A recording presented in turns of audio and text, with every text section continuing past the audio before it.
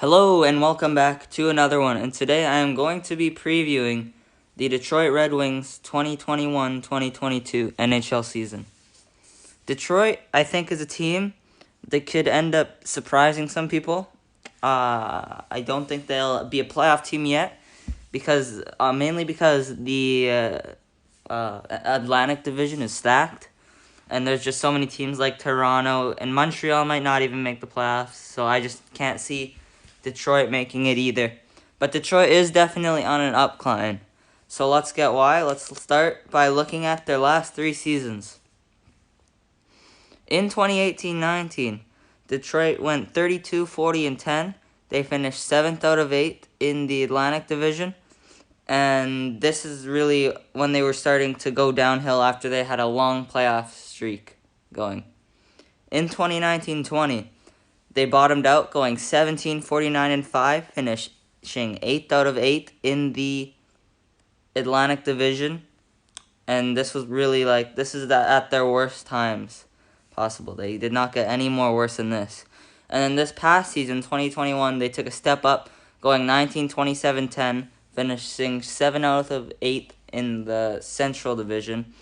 And I expect them to do better next season. Maybe even a 500 record. Who knows?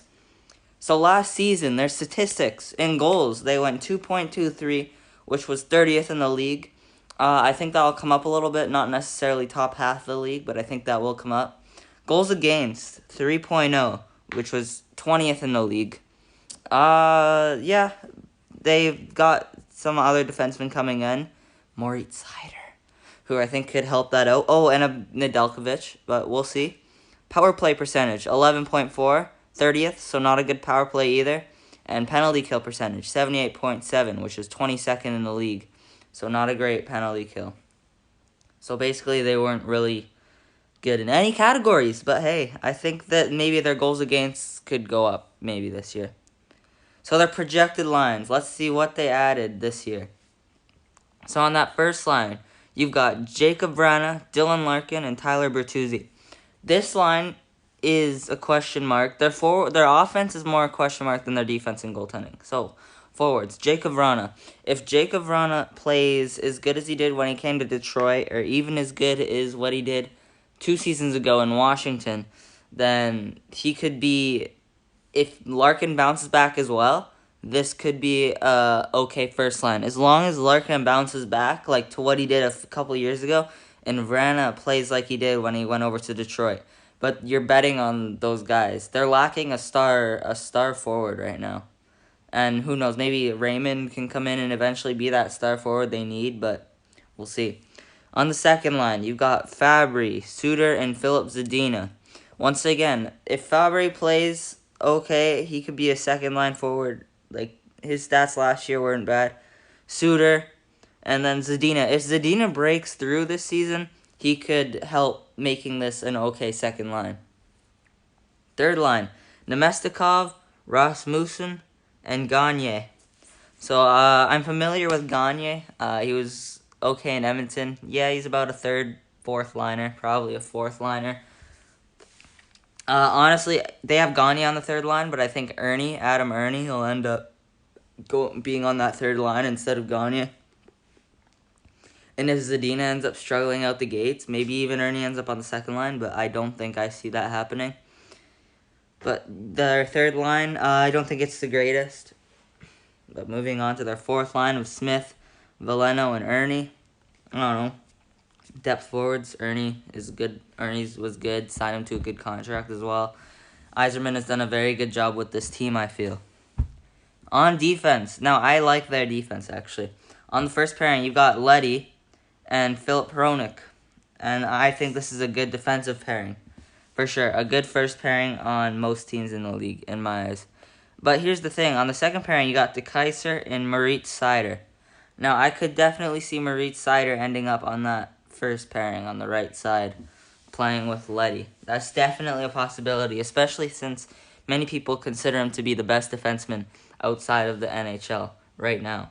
But even then, this is a good second pairing. And your third pairing, you got Stahl and Troy Stecher. Stecher is everybody who thought Seattle would take Stecher, but apparently Seattle doesn't like being close to the cap. And when I say that, they don't like being at all. Like 20 mil with the cap. No, they don't like being at all, even near it. So they just took, who did they took some nobodies, you know. Oh well. But yeah, Mark Stahl and Stetcher, that's a good third pairing. So their defense, I really like their defensive core. I think it's good. It's more their forwards that I have questions with. But now moving on to their goaltenders. They've got Nedeljkovic and Grice. And here's the thing. Nedeljkovic, they signed to 2 years, $3 million. That was amazing by Detroit. They got Nedeljkovic for, like, basically nothing. A third and Reimer, I think. Aaron, was it Reimer? Or? I think it was. I might be getting things wrong, though, for some reason. I think it was Reimer. And it was just like, I don't know why Carolina didn't re-sign Nedeljkovic if he was only $3 million. And this is a no-risk contract, really. I mean, a little bit, but even if he doesn't perform as well, he's still only $3 million for 2 years.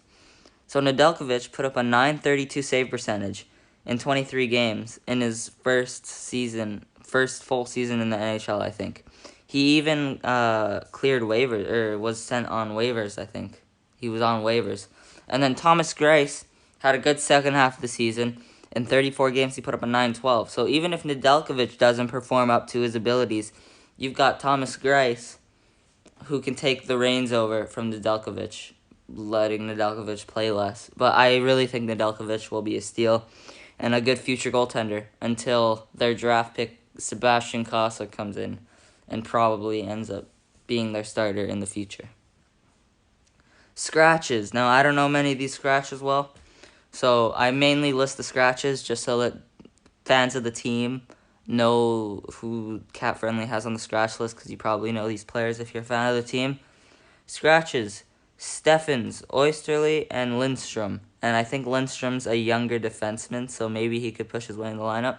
But that's not for me to judge. I don't watch Detroit a lot. Detroit fans, what do you think? Where do you think they end up? I'd like to hear you guys say where you think that this team and how they will do this year in the standings.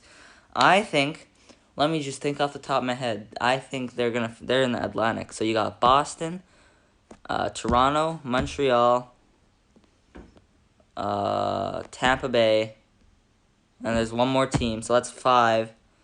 And then you've got the bottom. I'm going to say they finished 6th in the Atlantic this season. So they take a step up. You might be looking at them. Maybe if they were in the Pacific, I still don't know, actually. If they were in the Pacific, it would still be close. But I'm saying 6th in the Atlantic for Detroit. That's where I think they'll go. Once again, Detroit fans, let me know what you think. And that's it for this video. Cue the outro. Thank you for watching. I should have said that after. Thank you guys for watching, and I'll see you next time. Cue the outro.